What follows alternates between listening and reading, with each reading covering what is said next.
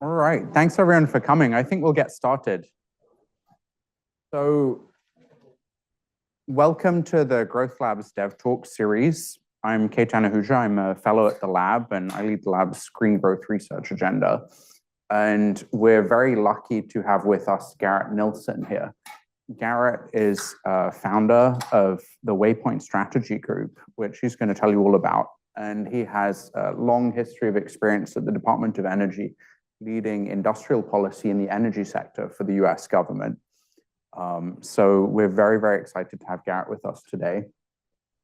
His seminar, he's going to tell us some of his reflections from his experience at the DOE and what he's working on now at Waypoint.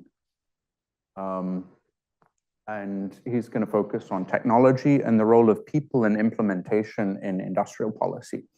So thanks very much, Garrett, for joining us, and I'll hand it over to you. All right, thank you, Ketan, and it's a pleasure to be here. I'll just kind of dive right in. And so when I was thinking about this talk, I kind of redid it a few different times. And I really decided to lean in on the people part of things, because innovation and industrial policy is really just people policy. It's really a people problem disguised as a technology problem.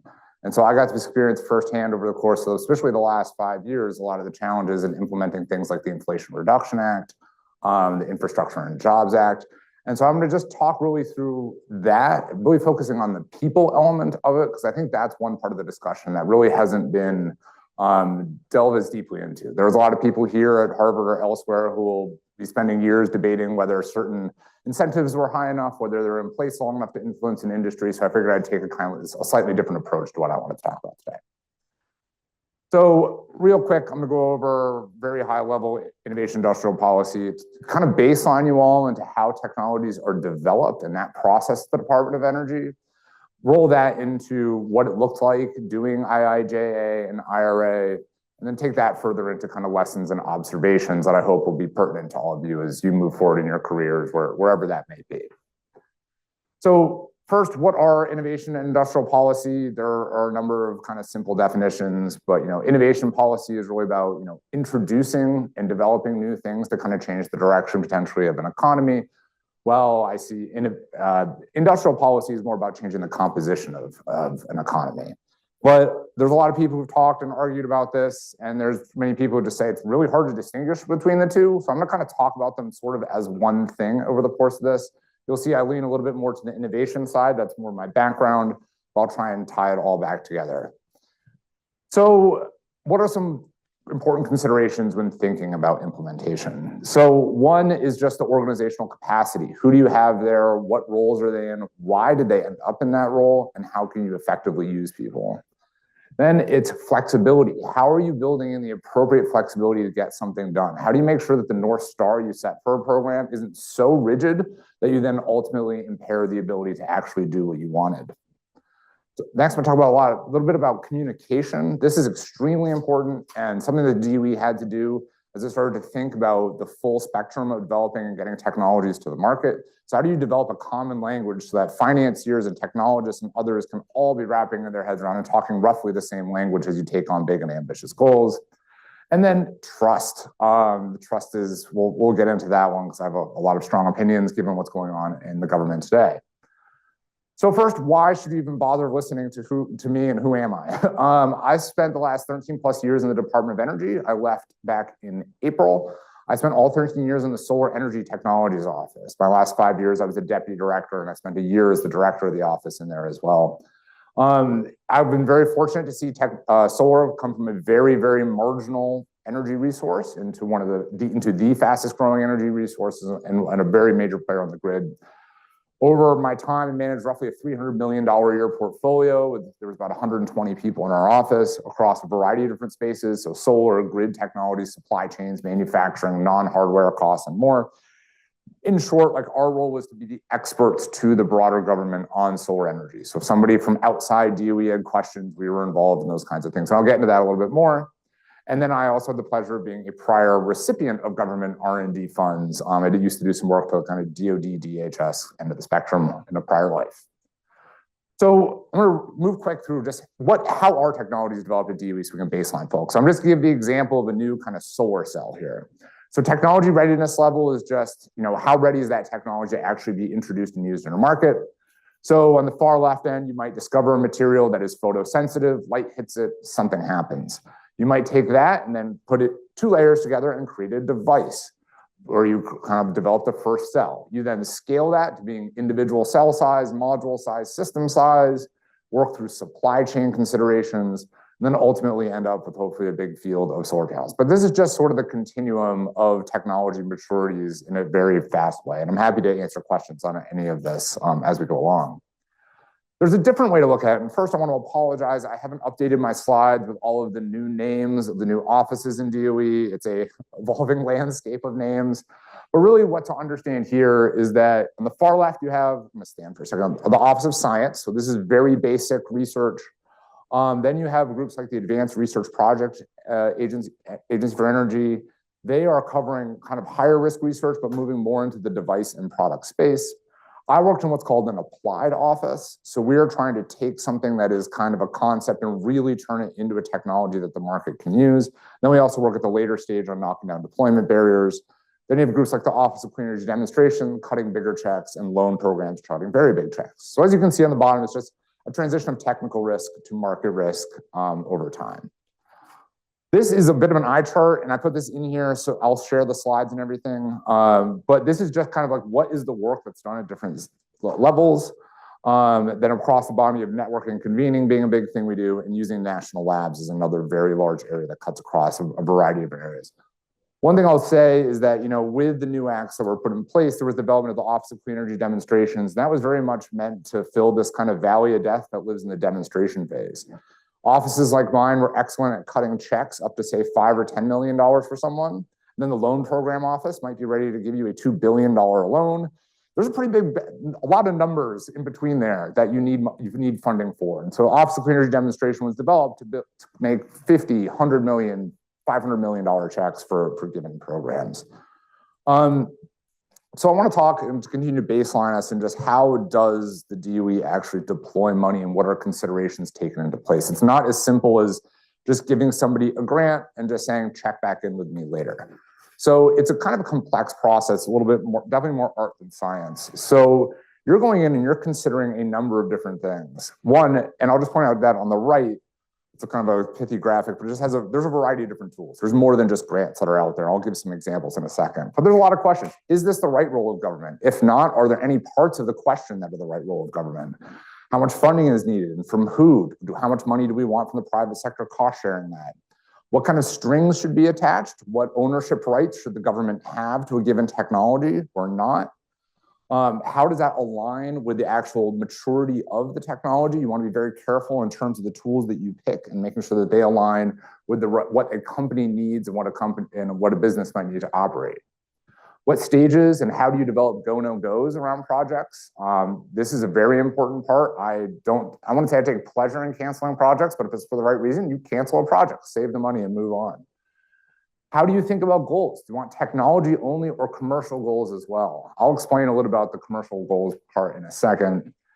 And then, how do you line people up for that next logical step?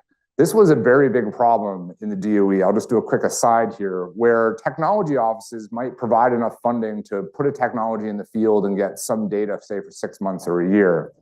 But when you wanted to go to actually financeable levels of projects, you need massive amounts of different kinds of data. And that was a big problem the DOE saw, particularly in the Office of Clean Energy Demonstrations, is people want to be ready to get a big loan from someone, but the data they were gathering was just completely insufficient for getting that, convincing the next people to give them the capital that they needed. And so that was a big kind of sea change in how DOE was thinking and designing programs such that they could reach that next level of financeability and not just patting ourselves on the back for moving a technology forward in a technological sense.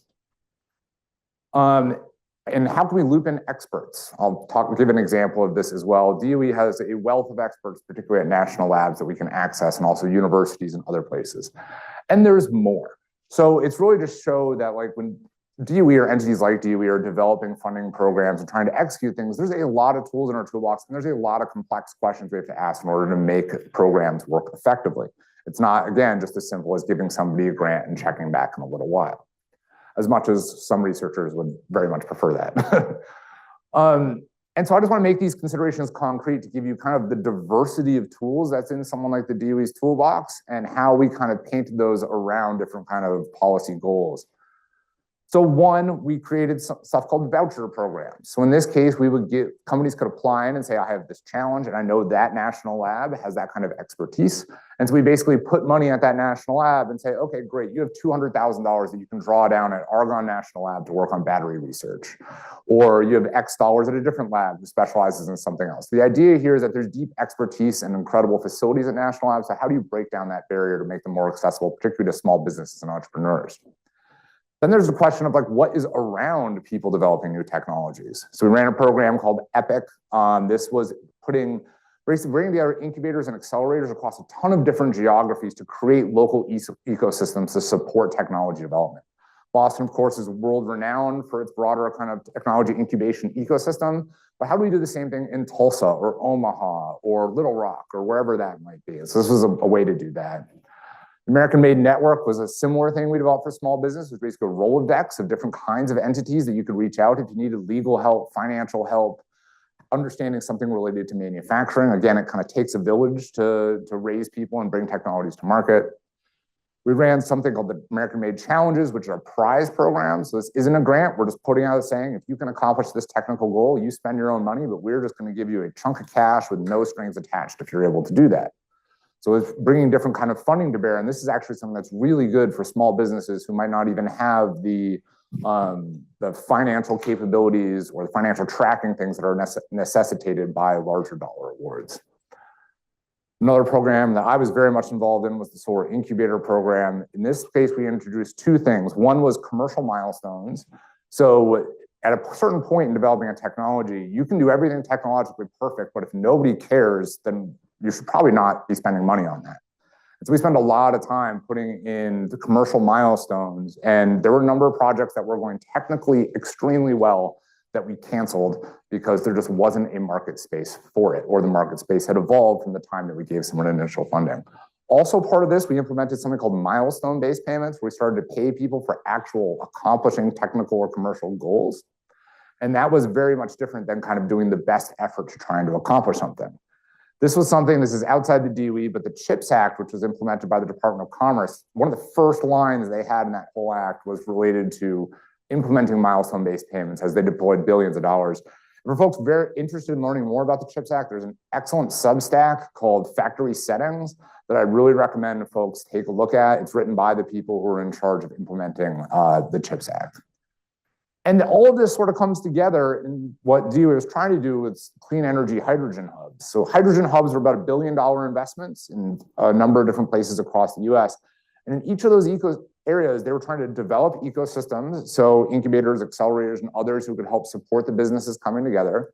You're building large-scale demonstration programs, but around that, you're also incentivizing the development of local businesses who will provide the actual componentry and other elements. And then you're on top of all of that, you're setting up like a testing structure to make sure that you're building investable data sets as ultimately things go on. So I just wanted to put these up here as a way to illustrate that there's a diverse of different ways that the DOE can get involved besides just giving someone money and saying check back.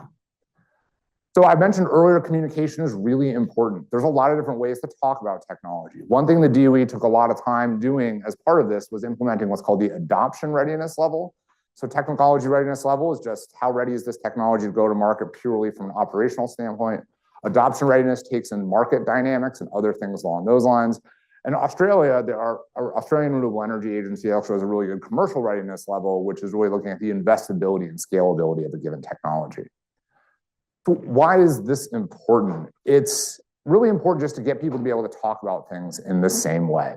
So these are quasi-quantitative assessments. You're saying like, yeah, this is about a 6 on this and a 5 on that, and what have you. And you can argue about whether something's a 4 and a 5 on a given scale, but you might be arguing about whether it's a 4 or 5, but for sure it's not a 7 or 8. But that can just help bring that common level of conversation to people. And folks in the DOE on the technical side really weren't focused on some of these market dynamics on some level. And folks who were focused on markets, later stage stuff, didn't really understand the technology readiness. So we implemented these kinds of things. And I just want to drive home, these are great conversation drivers, but they shouldn't be used as something that is, firm and quantitative in nature.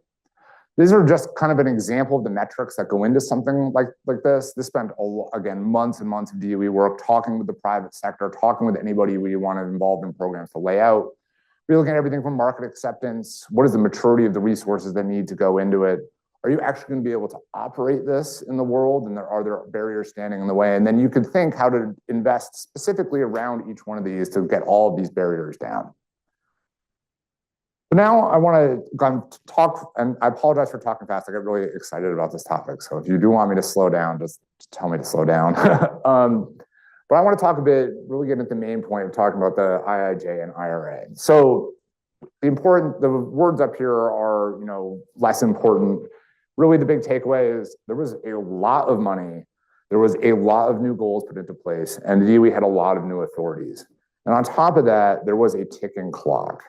And I kind of like everyone just to take a second and take that deep breath to really internalize anxiety as we talk through kind of the next few slides, because you can see the number of moving parts that need to come together over essentially a 4-year period or less in some of these instances. This is a very anxiety-inducing time when you're trying to essentially boil the ocean.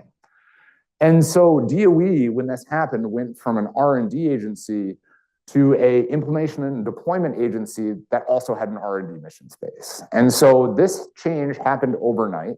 The staff didn't change overnight. The number of people there didn't change overnight. A lot of the resources that were available didn't change overnight. So this leads to a lot of implementation challenges. And this is what we're really going to get into is what are these challenges and what considerations do you need to have if you were the leadership in the future trying to implement changes in a government, in a large organization.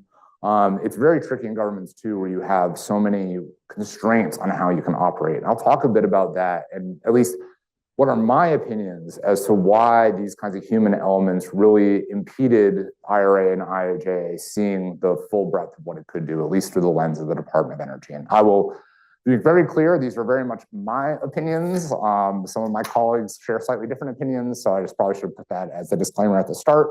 But these are the musings and mania of Garrett. They're not attributable to others. So to just start, the Biden administration stood up an entirely new arm of the DOE to be able to do this. They stood up the Undersecretary for Infrastructure. Under that, they had brand new programs, the Office of Clean Energy Demonstration, which was managing tens of billions of dollars, the Grid Modernization Office, which was also managing billions in the tens of millions of dollars, a Manufacturing and Supply Chain Office, a Local Programs Office. And it used to be that an office like mine would cover the full spectrum of these sorts of things. And so now we started ending up in a world where we tried to centralize some of these areas because we thought they needed some central area of discussion. I could definitely argue against at least my opinions around the perils of centralization. I guess I'll give one here is that sometimes when you try to centralize too much in too many different technology spaces, you just end up with people who are generalists trying to apply lessons across different areas, which is fine and it is valuable, but it's not the level of detail that you necessarily need to design and implement something that was going to be very impactful. That requires a lot of collaboration, coordination, and different kinds of skill sets. But just really to drive it home, there's a lot of change and built up this whole new directorate inside the DOE to be able to address it. So there are a lot of challenges that come with this sort of thing. And I'm going to really focus again on the human element here. So one, how do you build trust? How do you deal with institutional inertia? How do you build maximum flexibility to ensure that you're actually not artificially constraining a program? How do you deal with more layers of approvals? What happens when you have limited staff and limited people with the relevant skills? What are the mixed incentives of people going into different offices and understanding kind of what experience is and how it applies to different programs? So these are all areas that I saw a tremendous amount of challenges in terms of how they were done. And I'm going to be very frank here. I'm going to lay out a lot of challenges. I'm not going to give you a lot of answers because I don't necessarily know the answers. And so really want to help kind of provoke some thinking. And if folks do have ideas for how do you solve some of these things, particularly in places that are large and rigid organizations like government, I'm all ears and would love to have that part of the discussion. So first, trust in energy programs. I'm, feeling a little pithy, so I picked an image that shows solar and wind being kind of overturned, which is sort of what's happening in my opinion.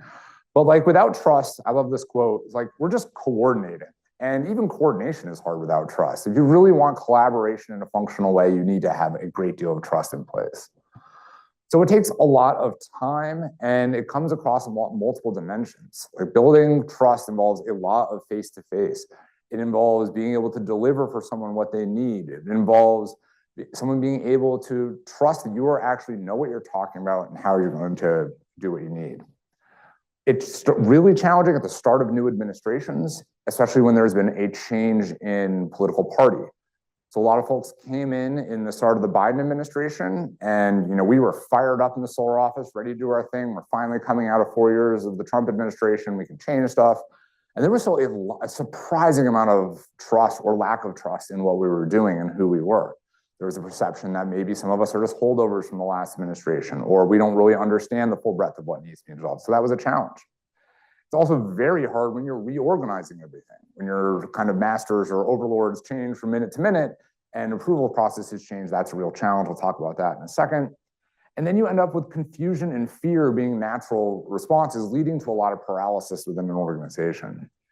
And that's just within the organization. This extends far beyond that. Like right now, as I mentioned, I think there's an incredible dissolution of trust happening within the US government, particularly when it comes to research. If people sign up to do 3-year or 5-year research programs and money can disappear, that is a problem. And it really kind of impacts the scientific continuity of a place like the United States and elsewhere. Like everyone these days, we also have a Substack going, so I'm gonna put in a couple shameless plugs. If you wanted to read one thing from our Substack, which is called Innovation Waypoints, my colleague Andrew does a great job at explaining the importance of trust in federal programs. There's a lot of other mania and musings that are on there too, but that one in particular, I think really drives home kind of the moment that we're in and the importance and long-term impacts of what could potentially happen. So effective approval processes. New organizational charts can lead to a lot of different ways of briefing people, getting approvals. You have to get approvals for when you come up with a concept, get approvals for how you run that concept, and then ultimately what you want to select. And the challenge here is that for some of these, we had to go well beyond even in the DOE. One of my colleagues, they were briefing people like John Podesta to get his approval to move forward with programs. Now, granted, some of these are like $1 billion, so that is a lot of money. But when you try and think about getting on the secretary's calendar, the undersecretary's calendar, John Podesta's calendar, and then if something changes, getting on all those calendars again, it really puts a lot of drag on moving stuff forward. So you can have things delayed for months just because of calendar and scheduling issues. And I think this was a big challenge and impediment to moving out all of this a bit more seamlessly. Oh, I forgot I had graphics here. So it's like, who do I even brief on something? And so as that changes and as different organizations come into place, or different organizational structures, who you have to talk to changes, who actually has the authority can also become very opaque. You might have a new person above you, but that person might not have the authority to actually say yes to something for a while. I know that's a challenge in the government today, where it seems like a lot of decisions are being made at the secretarial levels, even over potentially small things. And that creates an incredible amount of churn and slowing down in programming. And when new offices get staffed enough, they'll tend to leave out the offices that help set them up. So a good example here is I was involved in helping stand up some of the offices some of the programs under the Office of Clean Energy Demonstrations. So one in specific was looking at how do we deploy renewables on old mine lands. So spent a lot of time helping develop that program and otherwise. But once that office sort of got like adequately staffed, they're like, okay, we don't need the solar experts anymore for this. We're just going to kind of run with this on our own. And that really leads to challenges and kind of impediments to sharing expertise across programs. And this just leads to lots of anxieties. There are worries about career staff not understanding administration goals, worry about career staff not actually being experts, and career staff looking at the politicals and real thinking that you might not be an expert in what you're talking about. Awareness is like the biggest challenge. People love to be aware of stuff and get briefed for awareness, and people are sometimes judged on their ability to be aware of things instead of the effectiveness of actually what they're doing, and designing the perfect program instead of what's good enough and can get something moving. Institutional inertia is another challenge. DOE kind of loves and government loves operating the way they do. So, why are we using a chisel to create a wheel and we really should be just dragging the stuff up a hill? And so here you run into things as well, where it's approval processes, hiring, review processes. There's a lot of stuff that just takes a lot of time. And some of that can be like purely artificial in terms of how it's created. I'll mention something on that in a second. Existing programs, there was still work to do. My office with a $300 million a year budget, if you look at it in the totality of the awards it had, we're probably managing somewhere from 300 to 400 projects that are about $600 to $700 million in value. Then on top of that, we were getting our staff pulled to other parts of the DOE to help stand things up. We were given additional funding that we had to figure out what to do with. And so there's a lot of obligations that people have. This is not being done in a vacuum. And this is the one that drives me nuts the most, is the introduction of what I call plaque in the system. So you think about your arteries, you build plaque, it slows down function. So a lot of things that happen in the government will be done because, well, someone messed up something years ago, then they changed some part of a process, and no one ever goes backwards. People, once they have the power to approve something or do something, no one ever gives up power. And so there really needs to be a look at first principles. How do you tear everything down? What are we legally obligated to do and build back up from there? And that was another big challenge. And then some processes just can't be sped up. Government is slow. Legally, sometimes we're supposed to be slow and take a certain amount of times between things. What I'm going to spend a bulk of my time on is staffing. And I'm going to be very clear. I'm going to say a bunch of potentially negative stuff, but I love the staff that we have. I love the people I worked with and all the rest. But there are real challenges when it comes to staffing these big kinds of efforts. The one is technical expertise. This is very important to just kind of set technical goals and otherwise. But the dirty secret about technical expertise in the government is you can hire technical expertise. Chemistry isn't different outside the government than it is inside the government. We can hire chemists and teach them how to do government. So that was a challenge, but it wasn't, say, a completely overwhelming challenge. Where it gets really hard is bureaucratic expertise. And so this is very boring in some way, but there are people who need extremely specific skill sets to be able to do things. In some cases, they need specific training and certifications to do stuff. The biggest problem, or at least my opinion of the biggest problem, is that in the DOE, there are people called contracting officers. They are the only people who can legally obligate money in the name of the government. It's their signature on a piece of paper that lets them spend money. They have a lot of insurance in case something goes wrong, but they have to go through a lot of training to obligate $5 million, let's say, and then more training to be able to obligate $50 million, and more training yet to be able to obligate $1 billion, and rightfully so. The problem is you don't hire these people off the street. There isn't just a place where people are doing this, unless you're cannibalizing other organizations. And so when new offices like the Office of Clean Energy Demonstrations and others expanded, they would come and cannibalize people from people like my office, which would subsequently slow down our programming and our agility to be able to accomplish our goals.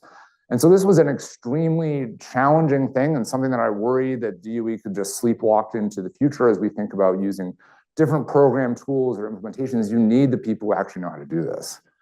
And then one more layer on top is, how do you just design programs? I laid out the list of those questions there. Designing programs is very much art, and it's something that takes a long time to learn. It took me 13 years to really understand the full intricacies of all the tools that the DOE had at its disposal. And so there's a very limited number of people within the DOE who knows how to do these skills. They might be housed in different spots than you need them. And one of the big things that really drove me nuts is that there wasn't a recognition to how this expertise was so important. You want people who know the depths of these things in different offices and elsewhere. But most people thought if we had the technical staff, we have the bureaucratic staff, designing a program is easy. We'll just figure it out as we go along. And that is not something that you want to take lightly when you're deploying tons of money. So what are motivations for people for joining a new office? People have different reasons for going there. Some have hit a ceiling and they're excellent. They moved to another place.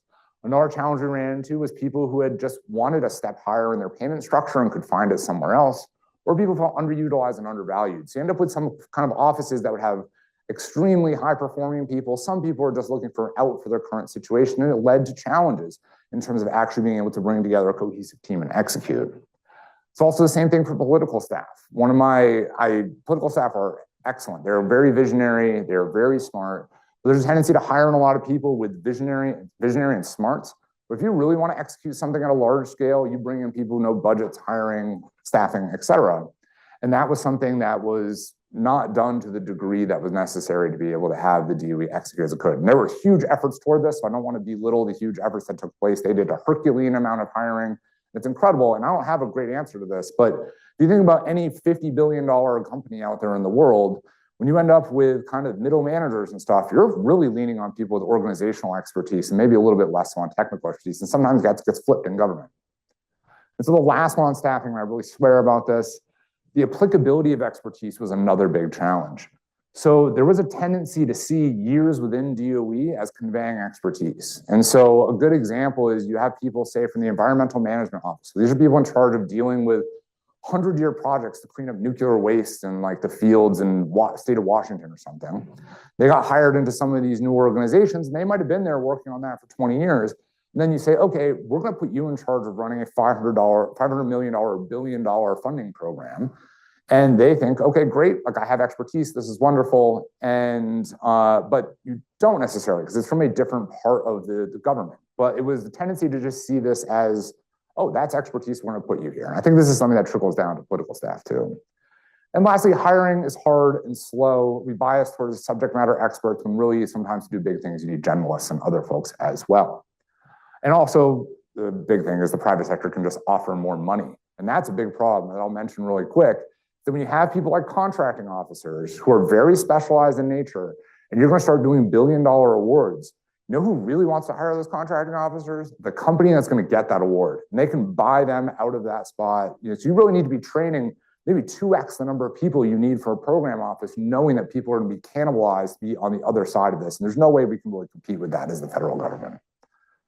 So how did this impact our office? And I'll speed up a little to make sure we have plenty of time for questions. So trust needed to be established. And this was a real shocking challenge to me. It was, you know, the people we were talking to kind of were questioning the programs we're running and wanting to get into the details of things and maybe change stuff, which is clearly happening now in the government.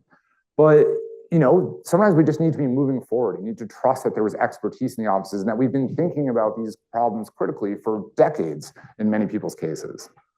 You have lots of staff and lots of new offices. We had a number of people just picked out of our office to go somewhere else. I'm happy they did, but it increased the workload on everybody in our office. And in situations where you take people with special or certified skills, it just increasingly slowed things down further. This goes even further when you think about what our extremely expert staff had to do. So our director, our chief scientist, myself, some of our experts who work with us exclusively from places like the National Lab of the Rockies, that used to be a National Renewable Energy Lab. So we worked with people across DOE and across the government in designing the exact dollar or value amounts for different incentives for solar manufacturing.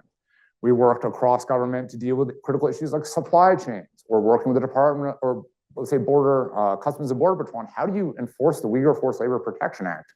How do you check that 5 billion solar cells coming into the US every year are actually from their origin source? We had to work on that. Developing new programs, like I mentioned, for other offices. And then how do you support solar-related work in those other offices? There's a $1 billion program to deploy solar energy in the grid deployment office, which, to my frustration, we were not as deeply involved in as we could have been, but we've been thinking about a lot of those issues. There was a lot of territorial games being played, and we didn't get to kind of contribute as much as I wanted. You put a lot of strain on subject matter experts. So obviously I've been talking about people within the government, but we also employ expert reviewers to help us select programs. And all of a sudden our expert reviewers were either being overtapped because there was more stuff that they were being asked to review, or they were like, ooh, I really want to be on this like way more visible $200 million manufacturing thing instead of your like $1 million thing. And that's a problem. Like how do you really spread that depth to be able to execute these things is the big challenge. And you just need to navigate all the approval processes. And that was another big challenge where a lot of programs that we were ready to release in February of the start of the Biden administration languished because we had to get people up to speed on what we were already doing before we could even get to the stuff that we wanted to do in the future. And so these were very real and tangible impacts. I'll just reiterate, like it was also a lot of fun to be strained and working across all of these different sorts of topics. Like it was a really exciting time. But when people are wearing, two hats essentially, when you're already used to wearing, say, 1.5 hats for your job, it really takes a toll on the system as a whole. And for the desire to move expediently, you might move people who might not be the right ones into backup roles to backfill for places where you needed to have expertise in your own office and elsewhere, which again can slow down some of your ability to execute and fulfill your mission. So that was what's happened there. I'm going to talk very briefly about the work I do now, and then come back and close out with some observations that kind of tie together the work I do today elsewhere. So in short, what we're trying to do with the Waypoint Strategy Group is basically be a DOE for hire. Me and my three colleagues were actually integral in designing a lot of the funding program tools that the DOE has and developing some of the more innovative funding program processes. So we're trying to bring that out to the world to help people drive innovation at the R&D level, entrepreneurship, commercialization, and elsewhere. What makes us valuable, I think, is one, we are practitioners. Again, I respect political appointees a great deal. One of my big challenges is, when we talk about what should we change in government, there's a lot of people talking about 2029 and what's that going to look like if, let's say, Democrats got into place. In some of those rooms, you have 100% political appointees. And that's fine, but like if the recommendations that come out is like, we need to fix hiring, and there's no about how you fix hiring, then that's an issue. And so we're really trying to bring that practitioner's mindset. We spent, again, I was 13 years, so my other colleagues were longer. So we have a lot of hands-on experience about what is the exact, federal regulation that impedes this, or what are the rules around X or Y, and you need people to be able to do that. We have a lot of hands-on experience, which that covers, and a lot of expertise in how you do this implementation process. And so that's kind of the unique space that we're trying to bring in there. Shameless plug, this is me and my colleagues. So we have one of our colleagues was the strategic director of the Office of Clean Energy Demonstrations, dragging out their whole implementation strategy for tens of billions of dollars of programs. Another was a Water Power Technology Office director. And the third, Victor, was in the Office of Technology Transitions, where he was involved in designing and developing all sorts of new tools and funding mechanisms within the bounds of the government to move more nimbly in supporting innovation and entrepreneurship.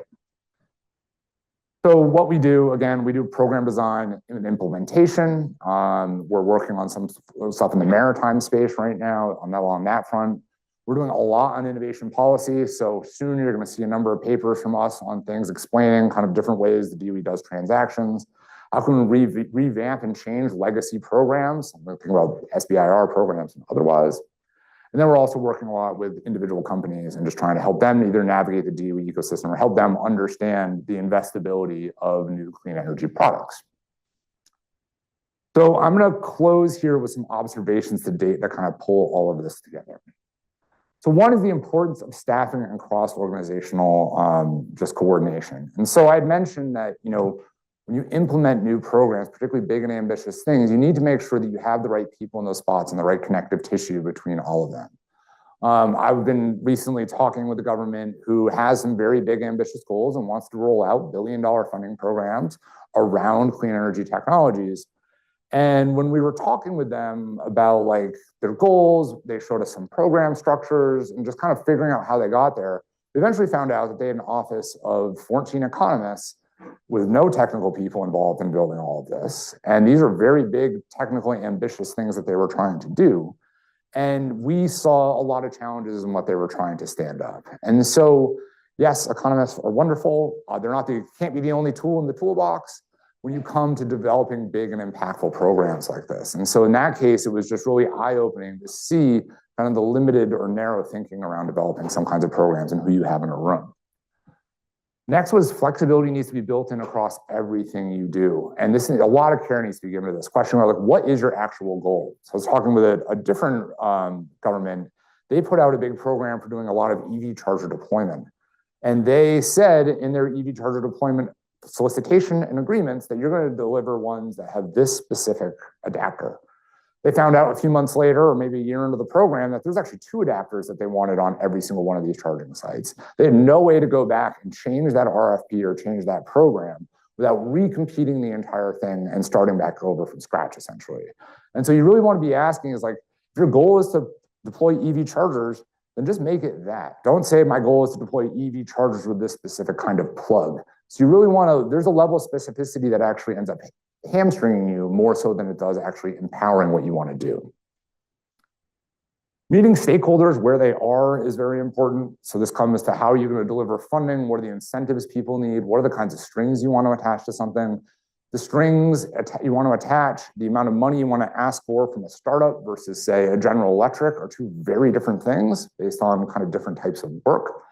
And one thing that we've seen in some of our work, in incubators and accelerators do a pretty good job, but like the foundation space and some people we've spoken to, it's a real challenge where they say, I want to impact this space, but they're coming at it in ways or in funding mechanisms that just don't kind of, lean into that. And then we want to carefully consider new tools and incentives.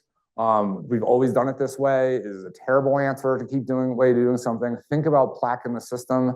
Because what you might find, and this is a problem in DOE today, where there's this thing called other transaction authority, which basically lets you negotiate everything you put into an agreement, while other kinds of funding like grants and otherwise have just very clear rules about how IP is handled, how cost share is handled, what you can spend money on, and so forth. There's a lot of people saying, ooh, other transaction authority, this is great. Like, there are no rules here. We can make this anything we want it to be. But really, it's really the desire to use that as a frustration with the plaque and all of the other stuff that already exists. And so you really want to go through and tear out the plaque and systems and restart before you start thinking about using new and shiny things. And then let's see, I'll go two more here real quick. So government should be proactive in explaining the tools. This is something the DOE is running into with this other transaction way of doing business. People are leaning into it and be like, yes, this will solve everything we do. I don't think anybody actually understands the full scope of what it does and the broader implications and downsides that could come with using some of these tools. So if you're going to advocate for something, make sure that you've used it yourself. And then we've seen a very strong desire to learn from the US and the Department of Energy, which is really exciting. So I'm going to wrap up there. Really thank you all for your time. Put up some links up here, and yeah, look forward to your questions. Thanks.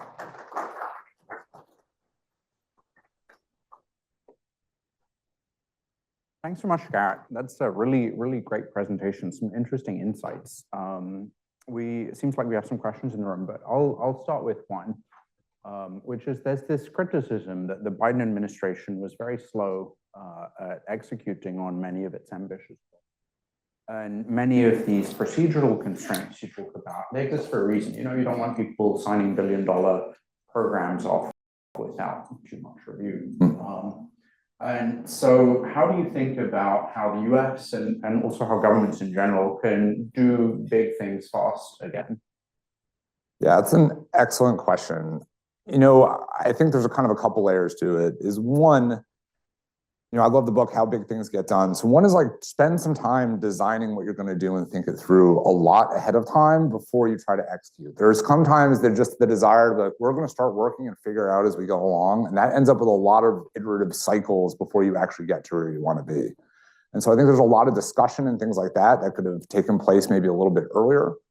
I think the other is leaning in, and you got to just trust the people below you that they know what they're doing. And I think there was kind of a lack of trust or a slow build of trust there. That was a big challenge. The one that I don't have a great answer for is figuring out how you deal with people who need certifications or very specific skill sets to be able to execute something. Those people are generally already very overburdened. It's a challenge to get someone to go through training. And if you don't actually end up meeting them, then someone spent a lot of time getting trained for a job that might not fully exist. So there's something that has to happen there, or you need to take a broader view of things across different agencies and elsewhere and say, okay, like someone with this authority to obligate government actually exists in health and human services, and they don't need this person right now. So let's figure out how we can bring them in-house to have them help move things forward.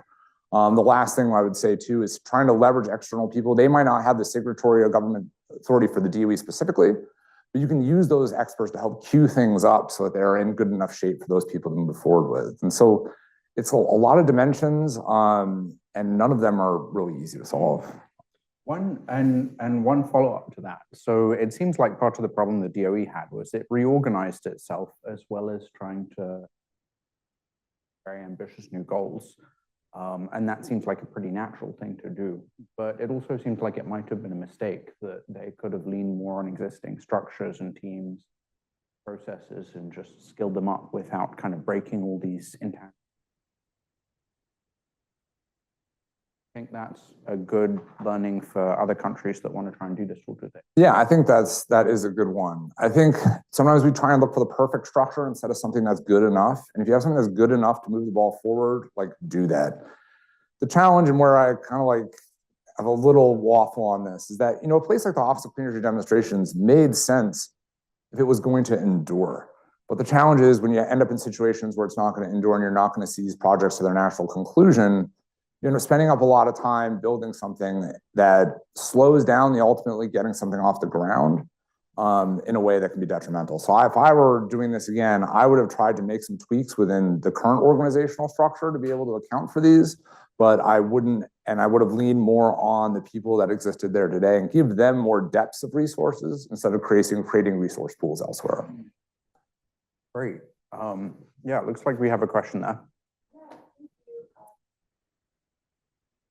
My name is Daniela, and I'm a second-year MPP here at the Kennedy School with a background in federal climate policy advocacy. And I'm really curious about the relationship between the executive and the legislative branches and how that's changed now that things like Chevron deference are gone. And a lot of these changes to DOE were in the Inflation Reduction Act, right? Like they were in statute. So what would you say from the agency perspective to people in Congress about, now that they need to be much more prescriptive, what they should be writing in their laws to help people in DOE do their jobs better?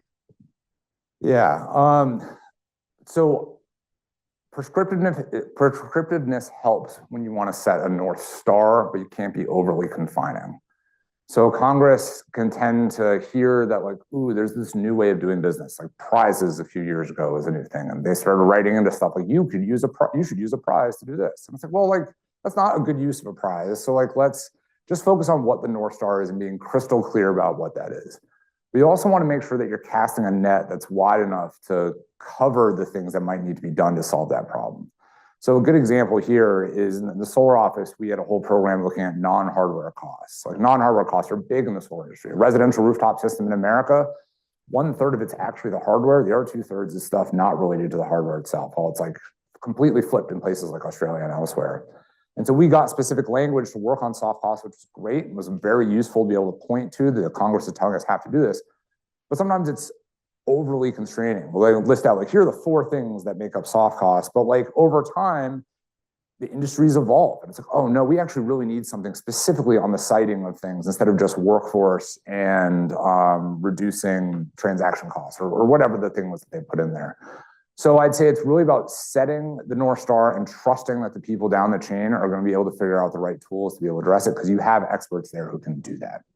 And so yeah, it's being prescriptive, but not describe where you want them to go, but don't prescribe the path to get there. Great. Looks like we have a question from Lucas. Hi, yeah, Lucas. I also work at the Growth Lab like Ketan. So I had 2 questions. One, I think you emphasized the importance of trust and leaning in when you're taking over a new administration, trusting kind of the people that may be leading kind of previous programs. At the same time, you also emphasized kind of the plaque metaphor, right? Sure. And so how do you balance that? Because on one side, if you want to address potential things that like structural misalignments and things that have just built up over time, you might have to review what has been done before, whereas that might kind of go against this idea of, okay, you need to trust people that have worked on this for a long time in order to actually get things done. So that's kind of one question. And then the other one, I'd be curious to hear more about that example that you gave on a recent project where a government had 15 economists design a specific program, because I think there's a lot of economists in this room. So that'd be fun. So to the first question, where I saw trust, and I should have been more clear with this, really run into a challenge was it seems like sometimes there's a perception that people don't really understand what the problem is or how to solve it. It's like the level of expertise. So one of the things that the Biden administration came in and said, look, we really want to do more community engagement, more how do we get solar out to like the poorest people, the least accessible people, and so forth. And that's something that my office has been working on for a decade plus. We made a lot of programs on that vein. But they would come in and say, look, we want that, and here's a couple ideas. And we would say, look, like, here's 3 reasons that won't work. Like, we're already doing that. And like, here's ideas that you didn't have that we think we should do now. And so there was just a lot of friction there in terms of people understanding what the expertise was, because they just come in and think, I have the expertise to solve this. On the plaque one, yeah, that is a little bit different. What I would love to see is a secretary come in or someone high up anywhere in the government and just be like, every way we deliver money, like I want someone to look down to the bare studs of what we need to are legally obligated to do, and then build it back up from there. And so, yeah, I'd say try to trust the expertise as much as possible, and maybe be skeptical of the processes as much as you can. To the second one, so there was a couple challenges with it. So the goals that were being put out were extremely technical in the sense that they wanted to take some relatively nascent technologies and deploy them at kind of a large demonstration scale in their country. And there's a lot of steps that have to go in there. And so there was the look of like, okay, if we got to this scale, we could bring the cost down to this amount, and that would be great for building this local industry. But the types of things that they wanted to invest in, or people they were considering, didn't have the depths of data sets that you really want to be cutting checks around for that size. Like if you were a large entity like a Bechtel or otherwise, who were going to build those systems, there wasn't just the information that they would need to be able to do that. And so there was the need for like a lot of stage gates that really would have required very specific technical goals, and also a uniform way to assess all of the different ideas that could solve it. It's one thing if you have like a specific entity in mind, you're going to help negotiate that out. That's possible. You still need technical staff. But if you're trying to evaluate doing something in hydrogen versus doing something in biofuels versus elsewhere, you really need a lot more people involved to be able to lay out those goals.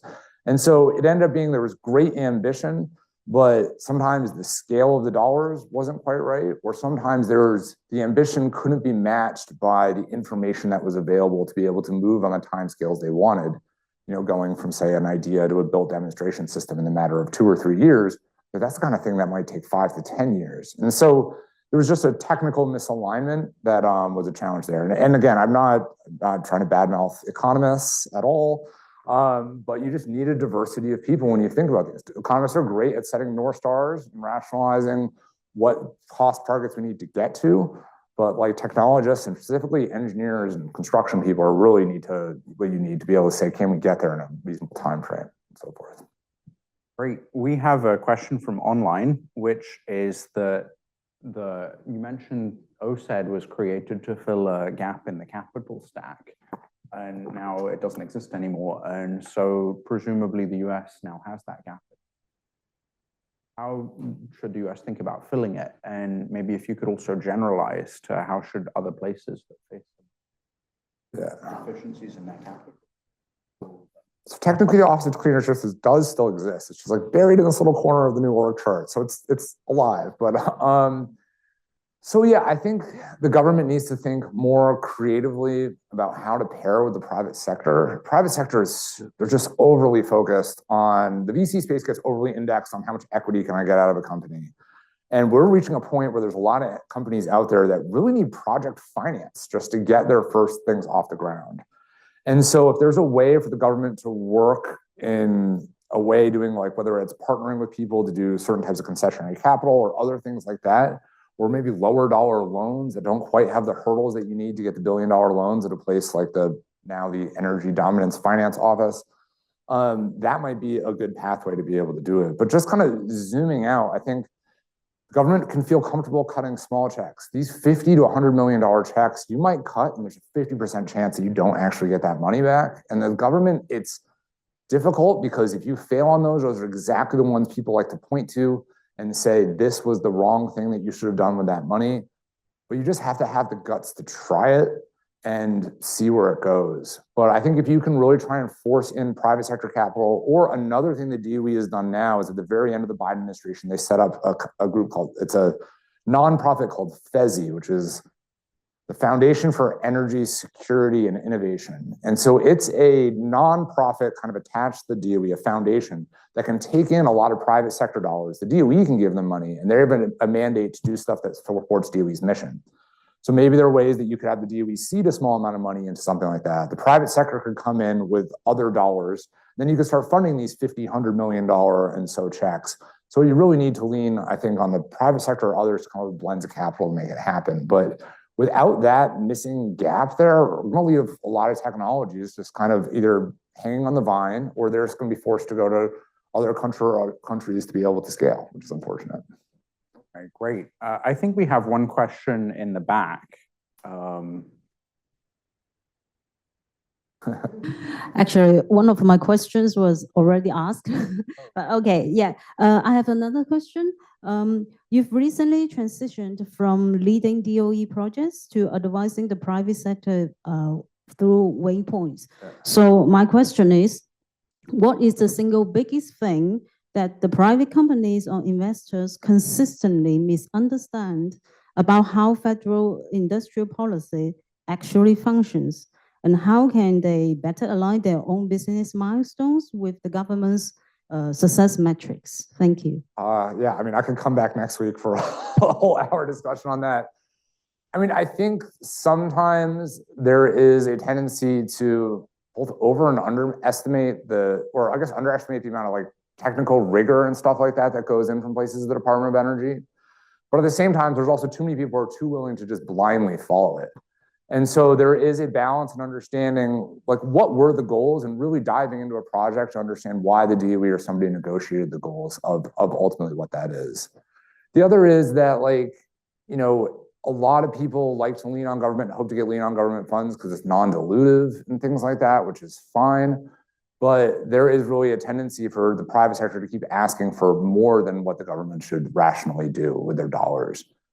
I think those are two of the biggest ones. And just to know that when something comes out of the government, we should really be pushing people to lean in on with the money to scale it. And again, going back to the point about project finance versus investment, that project finance thing is a challenge. And it'd be great for the private sector to work with entities like the DOE to say, these are the metrics that I need to be able to invest in anything. And DOE should be responsive in aligning its programming to be able to do that.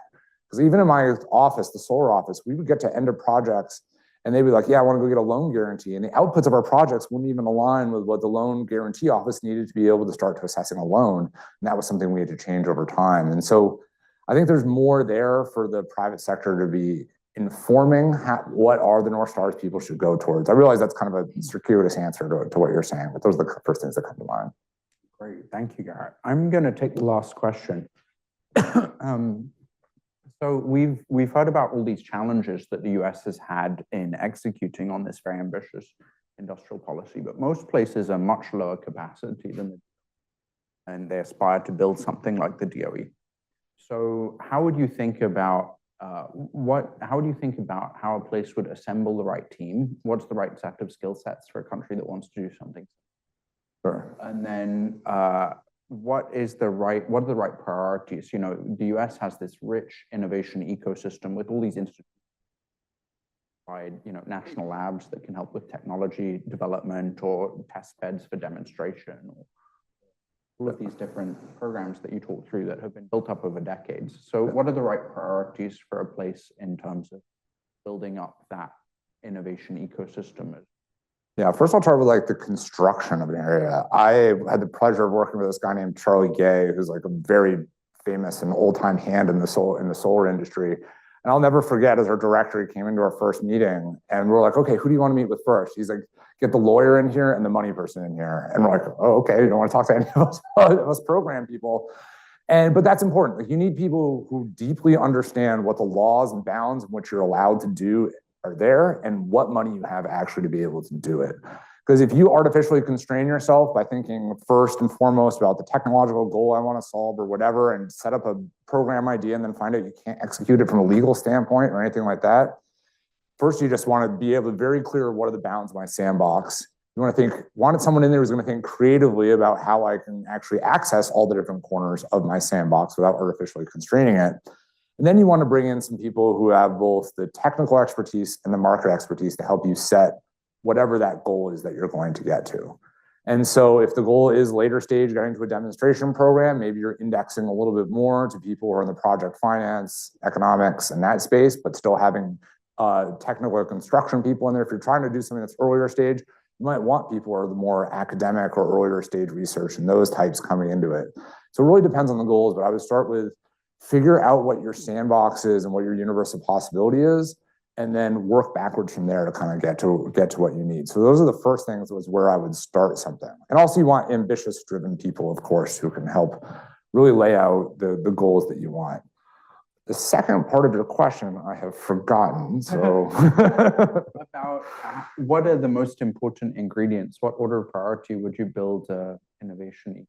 Yeah, oh yeah, so That's the other part. And this is where like the US has a lot of luxury in the sense, and it's both its history and the depth of the money that we have. You can develop the best technology in the world, but it actually takes a village sort of situation, right? And so the more that you can build and activate an ecosystem around what you want to do, the better. And so be proactive in terms of reaching out to people in the legal space, finance space, manufacturing space, and so forth, and being like, would you be available if we needed you to be able to talk to these new startups or talk to these people who are trying to build up a new business or a new technology so that they can just have some place to ground truth it? Like too often people will get caught up in kind of the beauty of their technical baby, and technically it might be very beautiful, but when you bring it into the light of the market, it's all of a sudden not as beautiful.